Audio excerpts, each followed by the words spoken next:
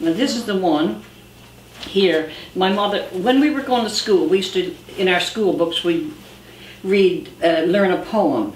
Probably we learned 2 verses the first night, and then probably by the end of the week we had to recite them all.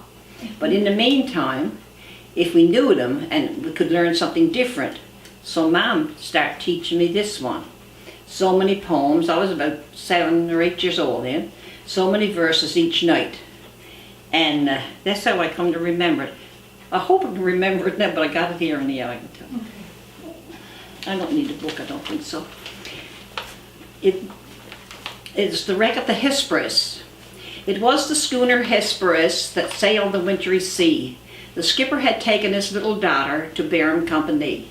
Blue were her eyes as a fairy flax, and her cheeks like the dawn of day, and her bosom as open as the earthorn buds that open in the month of May. The skipper he stood beside the helm, his pipe was in his mouth, watched how the varying flaw did blow, the smoke now west, now south. Then up spake an old sailor who had sailed the Spanish main, I pray thee put in yonder port for a fear of a hurricane. Last night the moon had a golden ring, tonight no moon we see. The skipper he blew a whiff from his pipe, and a scornful laugh laughed he. Colder and colder blew the wind, a gale from the northeast, and the snow fell hissing in the brine, and the billows frothed like yeast. Down came the storm and smote the main, the vessel in its strength. She shuddered and paused like a frightened steed, and leaped her cable's length. Come hither, my little daughter, and do not tremble so, for I can weather the roughest gale that ever wind did blow. He wrapped her warm in his seaman's coat against the stinging blast, and he cut a rope from the broken spar, and he bound her to the mast. O father, I hear the church bells ring, oh say what may it be? 'Tis a fog bell on the rock-bound coast, and he steered for the open sea. O father, I hear the sound of guns, oh say what may it be? Some ship in distress cannot live in such an angry sea.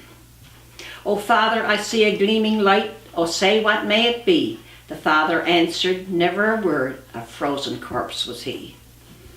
Lashed to the elm all stiff and stark, with his face turned to the sky, and the lantern gleamed through the gleaming snow on his fixed and glassy eyes. Then the maid clasped her hands and prayed that saved she might be, and she thought of Christ who stilled the wave on the lake of Galilee. Fast through the midnight dark and drear, through the whistling sleet and snow, like a sheeted ghost the vessel swept toward the reef of Norman's Woe. And ever the fitful gusts between, a sound came from the land. It was the sound of the trampling surf on the rocks of the hard sea sand.